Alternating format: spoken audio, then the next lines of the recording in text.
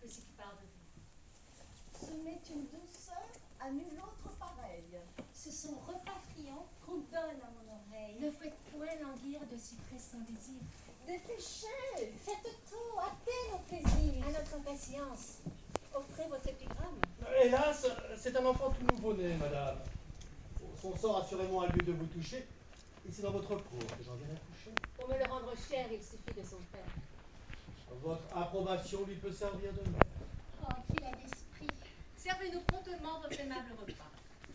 Pour cette grande faim qu'à mes yeux on expose, un plat seul de l'hiver me semble peu de choses. Et je pense qu'ici, je me ferais pas mal de faire à l'épigramme en viande varigale le ragoût d'un sonnet qui, chez une princesse, a passé pour avoir de délicatesse. Il est de célatique, assaisonné partout, et vous le trouverez, je crois, d'assez bon goût. je n'en doute point. Donnons vite audience.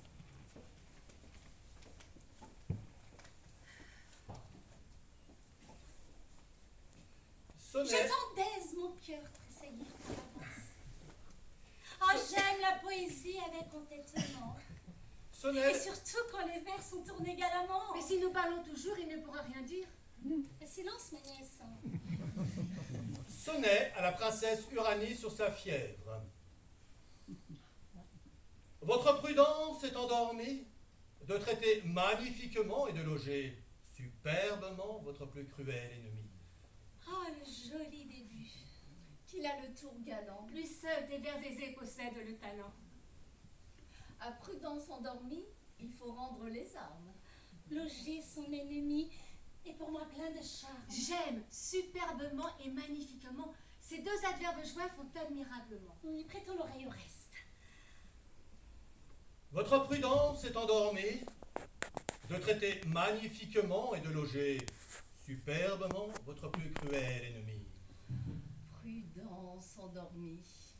Loger son ennemi superbement et magnifiquement.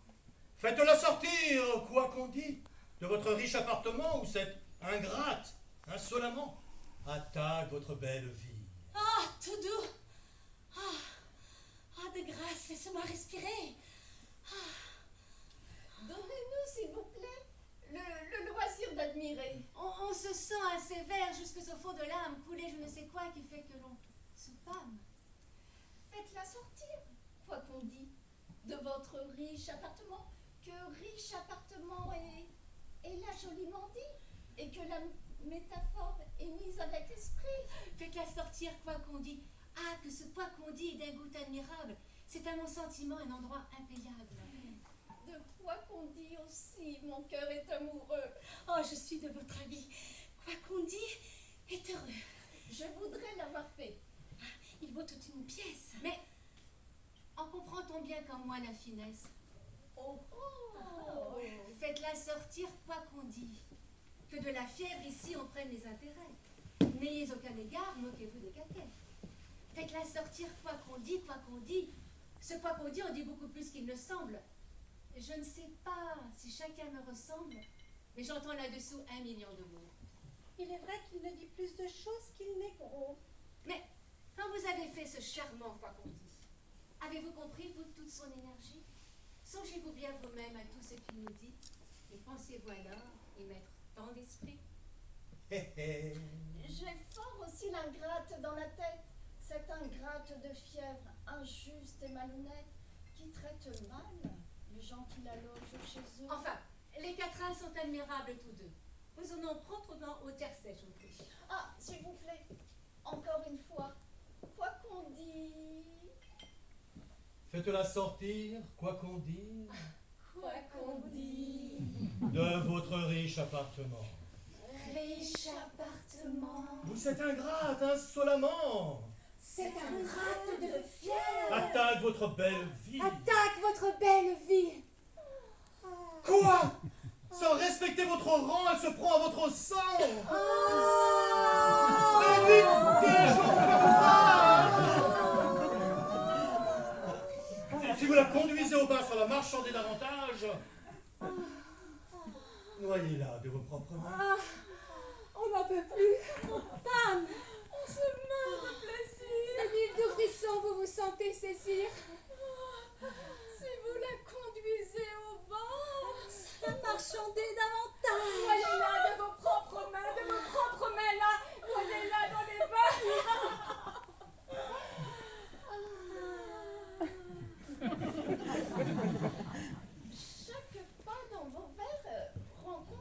charmant.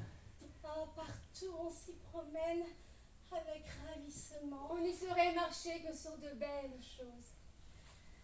Ce sont petits chemins tout parsemés de roses. Le sonnet donc vous semble... Admirable, nouveau. Et personne n'a jamais rien fait de si beau. Voyons l'épigramme, je vous prie.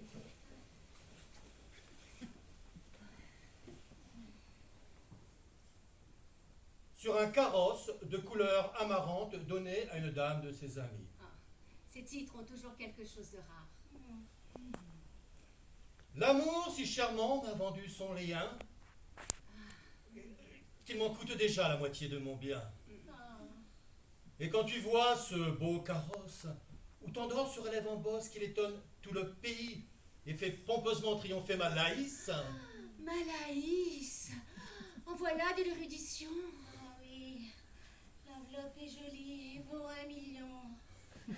Et quand tu vois ce beau carrosse, où t'endors se relève en bosse qu'il étonne tout le pays, et fait pompeusement triompher ma Laïs, ne dis plus qu'il est amarante.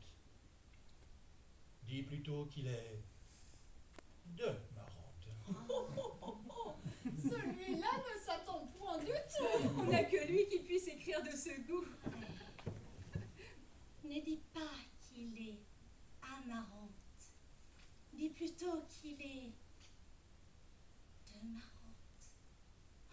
Voilà qui se décline. Marante, de marante, amarante. Je le sais, du moment que je vous ai connu, si sur votre sujet j'ai l'esprit prévenu, mais j'admire partout vos vers et votre prose. Si vous vouliez de vous nous montrer quelque chose, à notre tour aussi, nous pourrions admirer. Je n'ai rien fait en vers, mais j'ai lieu d'espérer que je pourrai bientôt vous montrer en ami 8 chapitres du plan de notre académie. C'est faire à notre sexe une trop grande offense de n'étendre l'effort de notre intelligence qu'à juger d'une jupe et de l'air d'un manteau, ou des beautés d'un point ou d'un brocart nouveau. Il faut se relever de ce honteux partage, oui, partage. Et, oh, je ne sais plus de toute façon. Oh Bien. oui. Pour les dames, on s'aime en respect en tout lieu. Et si je rends hommage aux beautés de leurs yeux, de leur esprit aussi, j'honore les lumières.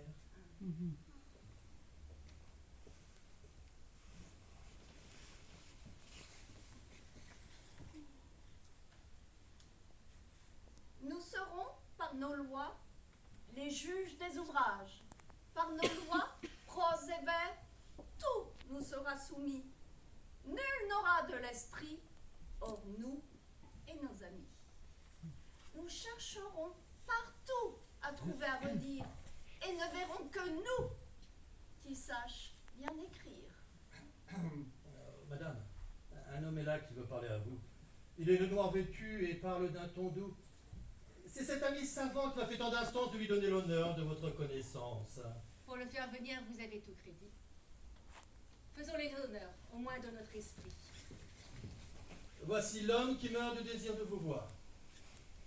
En vous le produisant, je ne crains point le blâme d'avoir admis chez vous un profane, madame. Il peut tenir son camp parmi de beaux esprits. La main qui le présente en dit assez le prix. Il a des vieux auteurs la pleine intelligence, et celle du grec, madame, autant comme de France. Du grec? Oui. Ciel du grec? Il sait du grec, ma sœur? Du grec, ma nièce, du grec. Du grec de douceur. Quoi, monsieur, c'est du grec? Oh, permettez de grâce que pour l'amour du grec, on vous embrasse, monsieur. Au reste, il fait merveille en vers ainsi qu'en prose, et pourrait, s'il voulait vous montrer quelque chose. Le défaut des auteurs dans leur production, c'est d'en tyranniser les conversations. D'être au palais, au cours, au ruelle, aux tables, de leurs vers fatigants, lecteurs infatigables. Pour moi, je n'aurais rien de plus sot, à mon sens, qu'un auteur qui va partout gueuser des encens, qui, des premiers venus, saisissant les oreilles, ont fait le plus souvent les martyrs de ses veilles. On ne m'a jamais vu ce fol entêtement. Et d'un grec, là-dessus, je suis le sentiment qui, par un dogme exprès, défend à tous ces sages l'indigne empressement de lire leurs ouvrages. Voici de petits vers pour de jeunes amants sur quoi je voudrais bien avoir vos sentiments. Vos vers ont des beautés que n'ont point tous les autres. Les grâces et Vénus règnent dans tous les vôtres. Oh, vous avez le tour libre et le beau choix des mots. On voit partout chez vous l'ithos et le pathos. Nous avons vu de vous des églogues d'un style qui passe en 12 attraits, Théocrite et Virgile. Vos odes ont un air noble, galant et doux qui laisse de bien loin votre Horace après vous. Est-il rien d'amoureux comme vos chansonnettes? Peut-on rien voir d'égal au sonnet que vous faites? Rien qui soit plus charmant que vos petits rondeaux. Rien de si plein d'esprit que tous vos madrigaux. Vos ballades, surtout, vous êtes admirables. Et dans les bourrimés, je vous trouve adorable. Si la France pouvait connaître votre prix. Ah, si le siècle rendait justice aux beaux esprits, Nos carences dorées, vous auriez par les rues. on verrait le public vous dresser des statues. C'est une ballade, et je veux que tout le monde... Avez-vous vu certains petits sonnets sur la fièvre qui tient la princesse Uranie?